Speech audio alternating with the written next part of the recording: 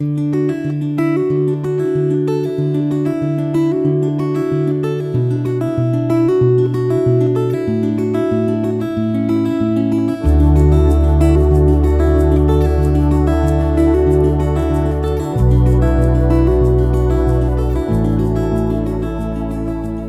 reading begins in Deuteronomy, chapter 29, starting in verse 1.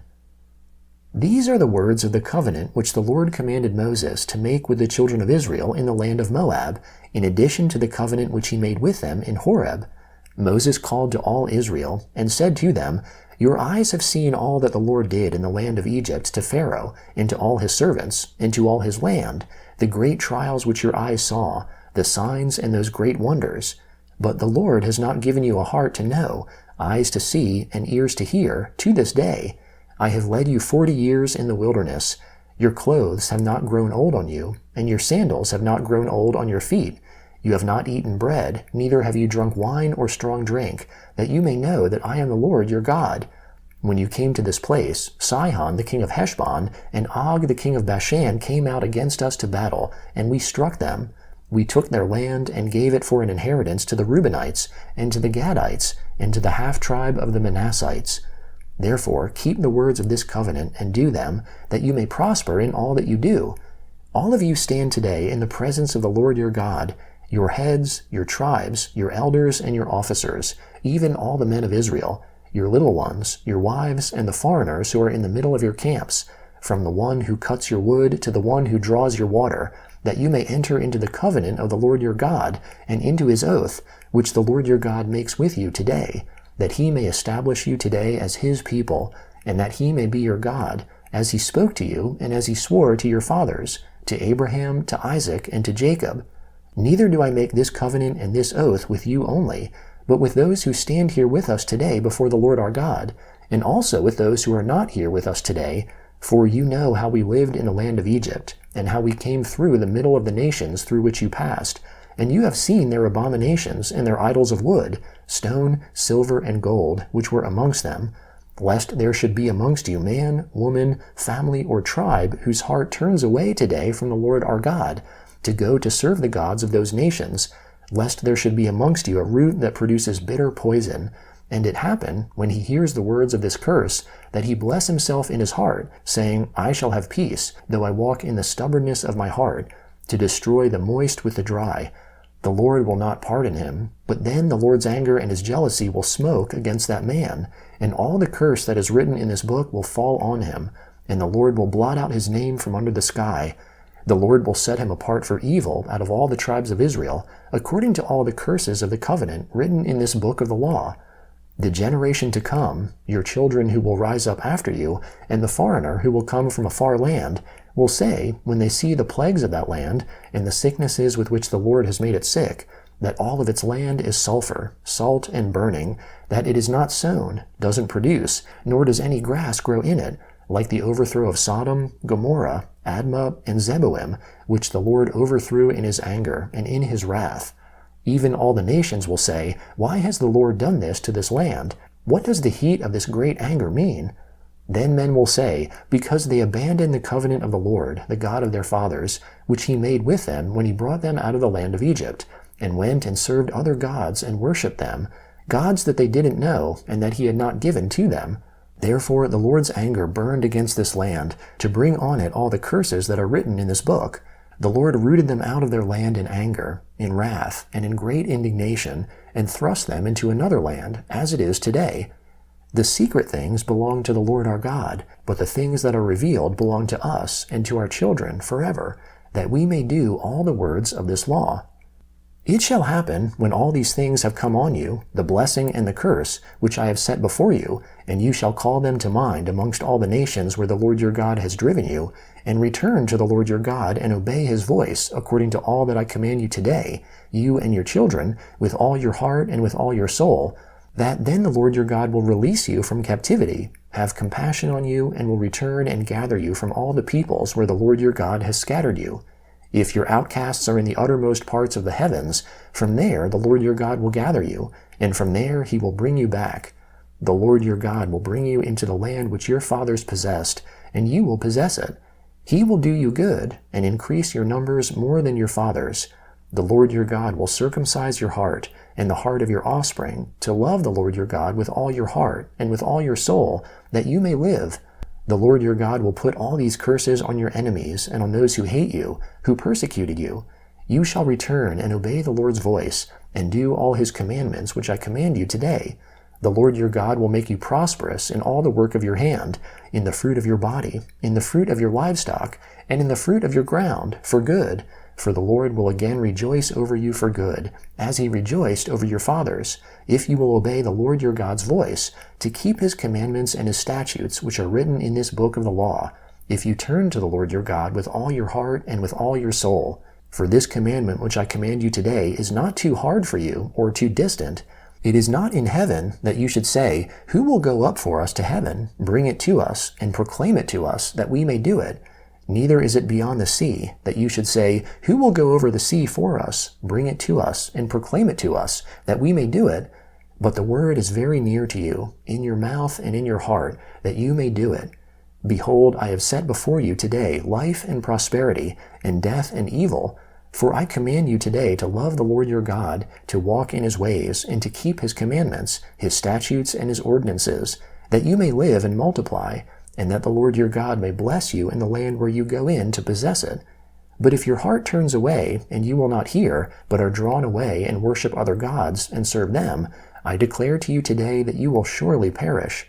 You will not prolong your days in the land where you pass over the Jordan to go in to possess it. I call heaven and earth to witness against you today, that I have set before you life and death, the blessing and the curse. Therefore choose life, that you may live, you and your descendants, to love the Lord your God, to obey his voice, and to cling to him, for he is your life, and the length of your days, that you may dwell in the land which the Lord swore to your fathers, to Abraham, to Isaac, and to Jacob, to give them. The Gospel of Luke, chapter 11, starting in verse 37. Now as he, that is Jesus, spoke, a certain Pharisee asked him to dine with him. He went in and sat at the table. When the Pharisee saw it, he marveled that he had not first washed himself before dinner. The Lord said to him, Now you Pharisees cleanse the outside of the cup and of the platter, but your inward part is full of extortion and wickedness. You foolish ones, didn't he who made the outside make the inside also? But give for gifts to the needy those things which are within, and behold, all things will be clean to you.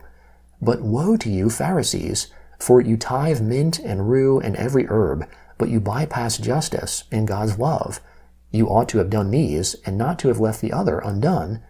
Woe to you, Pharisees, for you love the best seats in the synagogues and the greetings in the marketplaces.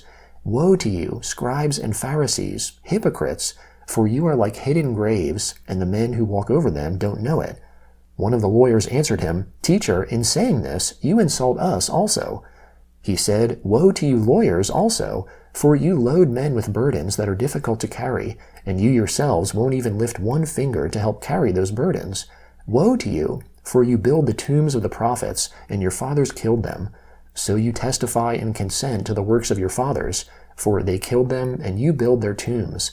Therefore also the wisdom of God said, I will send to them prophets and apostles, and some of them they will kill and persecute, that the blood of all the prophets, which was shed from the foundation of the world, may be required of this generation, from the blood of Abel to the blood of Zechariah, who perished between the altar and the sanctuary. Yes, I tell you, it will be required of this generation.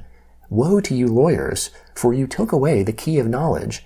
You didn't enter in yourselves, and those who were entering in, you hindered.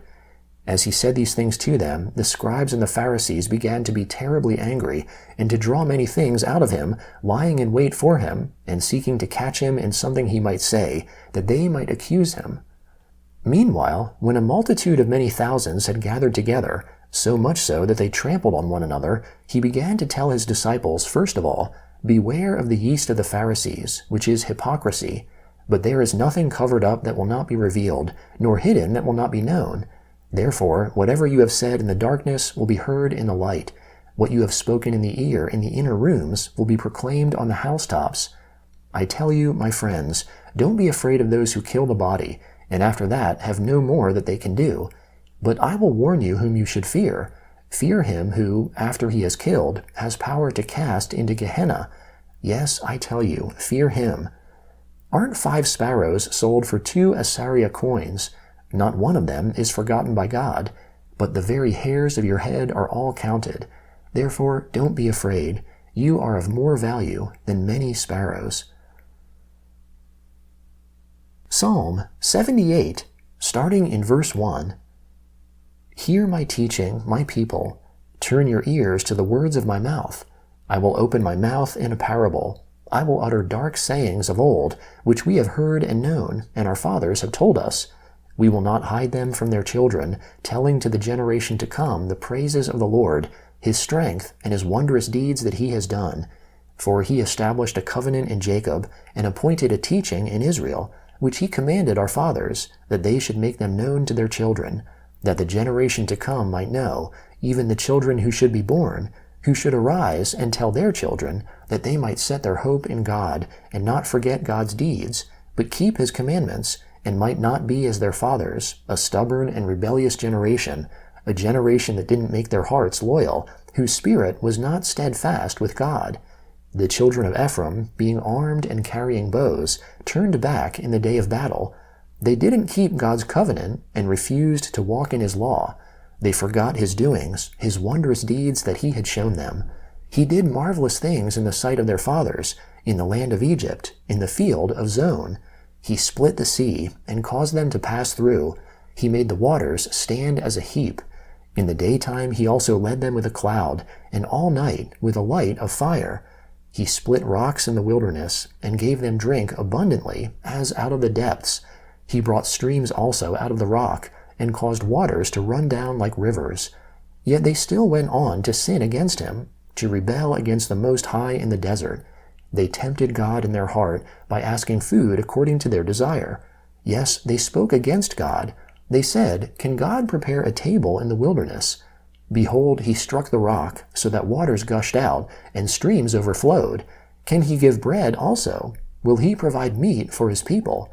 Therefore the Lord heard, and was angry. A fire was kindled against Jacob. Anger also went up against Israel, because they didn't believe in God, and didn't trust in his salvation. Yet he commanded the skies above, and opened the doors of heaven. He rained down manna on them to eat, and gave them food from the sky. Man ate the bread of angels. He sent them food to the full.